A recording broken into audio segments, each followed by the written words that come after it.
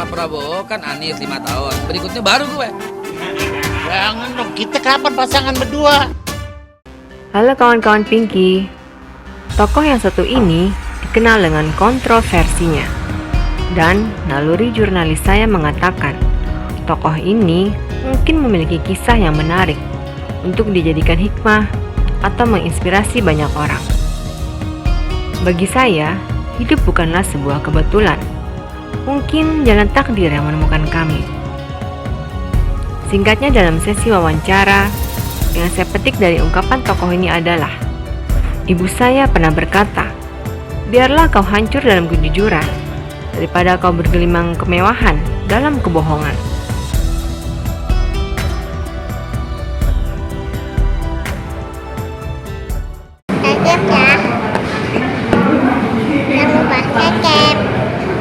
Nah kawan-kawan, menjadi pengacara adalah cita-cita pria kelahiran Padang 20 Mei 1966 ini.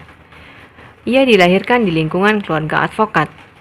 Baginya, menjadi pengacara itu seksi, karena bermain di dua sisi yang berbeda, yaitu idealisme dan materialisme.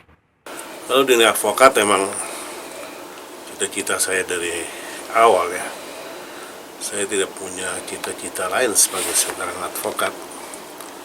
Nah bagi saya advokat itu seksi ya. Dia bermain di dua tebing idealisme dan tebing realistisme. Satu sisi dia harus membela kebenaran tanpa memandang bulu, dia harus tegakkan keadilan atas segala ketidakadilan. Tapi sisi lain dia juga perlu hidup, dia perlu mencukupi juga ekonominya. Dan bermain di dua tebing ini tidak mudah, karena ada ideologi di sini yang kuat, tapi ada kebutuhan sekunder yang juga harus dipenuhi. Dan bermain di dua tebing ini tidak mudah, karena ada ideologi di sini yang kuat, tapi ada kebutuhan sekunder yang juga harus dipenuhi.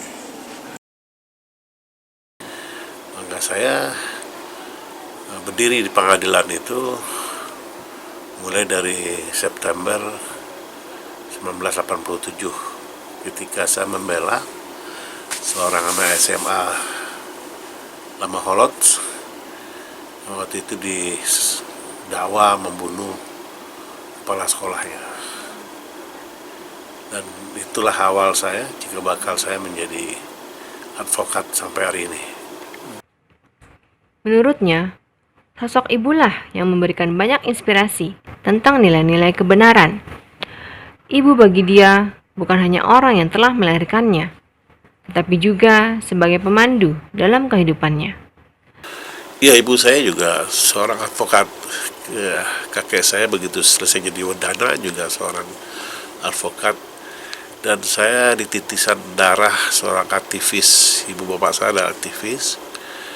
Dan saya seminggu ditaruh di lapangan, ibu saya membebaskan bapak saya dalam aksi demonstrasi menurunkan Soekarno. Dan darah itulah yang membuat saya mengikuti alir langkah nasib kehidupan ini. Dan saya belajar bagaimana susahnya kedua tokoh, baik kakek saya maupun ibu saya, menegakkan kebenaran. Dan tentu informasi referensi hari ini tidak selengkap ya dulu. Makanya kelemahan-kelemahan dulu itu saya pelajari sehingga membangun satu kekuatan sehingga apa yang kegagalan dari generasi di atas saya menegak kebenaran tidak terulang. Ia mengungkapkan selalu diajarkan untuk berlaku jujur terhadap siapapun. Ibu saya pernah berkata begini, biarlah kau hancur dalam kejujuran daripada kau berlimang kemewahan dalam kebohongan. Dan itu saya pegang sampai hari ini. Ibu saya pernah berkata begini, biarlah kau hancur dalam kejujuran daripada kau berlimang kemewahan dalam kebohongan. Dan itu saya pegang sampai hari ini. Dan saya dekat sekali dengan ibu saya, dan saya meyakini itu sebagai suatu guidance of life, sehingga saya dalam bercanda pun saya nggak berani berbohong. Saya mencoba membangun kejujuran itu baik di dalam keluarga maupun di tengah masyarakat. Dan banyak hal ya dengan kejujuran itu ya kita malahan bukan lebih mudah, lebih sulit dan lebih teraniaya. Tetapi saya sudah menjalankan amanah ibu saya. Berbicara mengenai namanya yang unik, yaitu Muhammad Kapitra Ampera. Menurut orang tuanya, nama tersebut bermakna perjuangan, yang memiliki arti Muhammad yang dilahirkan pada aksi Persatuan Pemuda di Indonesia dalam amanat penderitaan rakyat. Nama saya Kapitra Ampera. Kapitra itu berasal dari Kesatuan Aksi Pemuda Indonesia, teratur dalam bahasa Spanyol dalam artinya Ampera itu amanat penderitaan rakyat. Jadi M-nya Muhammad yang dilahirkan pada Kesatuan Aksi Pemuda Indonesia dalam amanat penderitaan rakyat. Jadi dari lahir saya sudah memikul beban. Di mana ada penderitaan rakyat, di situ ada Kapitra, dan saya harus melakukan aksi untuk membela ya. Kawan-kawan Pinky, dalam mendidik anak-anaknya, Bang Kapitra mengatakan memberikan kebebasan terhadap anak-anaknya. Satu yang ditekankan Bang Kapitra, agar anak-anaknya menjadi anak soleh yang taat kepada Allah Subhanahu wa Ta'ala. Saya nggak pernah mengarahkan mereka, kecuali satu, bahwa anak-anak saya ini harus menjadi anak yang soleh. Dia mau jadi tukang parkir pun saya bebasin, asal dia jadi anak yang soleh. Apalagi dia menjadi tokoh-tokoh politik atau masyarakat. Anak saya dari SMP, SD itu sudah menentukan sikap hidupnya sendiri. Ada anak saya nomor 2, dia SMP, terus ingin masuk SMA, tapi kita mau ambil hukum. Saya katakan kepada dia, kalau kamu mau masuk hukum, kamu harus ambil IPS. Lalu dia tes IPS di SMA 8, lulus, tapi 1 jam setelah itu, dia batalkan itu, dia tes lagi IPA. Dia lulus, dia tamat IPA. Lalu dia urus sendiri, ketika dia selesai SMA, dia urus sendiri, dia masuk ke UGM, melalui jalur tes, dan dia lulus di jurusan hukum kelas internasional. Nah, ketika kemarin lagi demo-demo, ya, dialah yang berada di pagar bergelayutan di pagar MPR. 2 hari yang lalu dia memimpin demo juga Omnibus Law di Jogja. Banyak orang tanya kenapa itu. Saya katakan biarkanlah anak-anak ini dan anak saya belajar tentang makna ketatanegaraan. Biarkan mereka paham tentang demokrasi, sehingga suatu saat dia menemukan kebenaran-kebenaran di dalam 2 hal ini, demokrasi dan tata negara. Nah kawan-kawan, selama menjadi advokat dari tahun 1987 hingga saat ini, nama Bang Kapitra sudah dikenal publik loh. Tentunya dari kasus-kasus yang ia tangani, baik itu dari kalangan selebriti, tokoh politik, maupun tokoh agama. Ya, tentu ada kompleksitas permasalahan karena saya membela dari petani, pedagang, nelayan, buruh, kaki 5 sampai bintang 5. Jadi ada juga para jenderal, lalu saya juga tergabung di tim advokasi TNI, dan juga ada selebritis, dan ada juga mahasiswa, dan ada tokoh-tokoh politik, ya, tokoh-tokoh mahasiswa dan sebagainya. Tentu problemanya berbeda, problematiknya berbeda.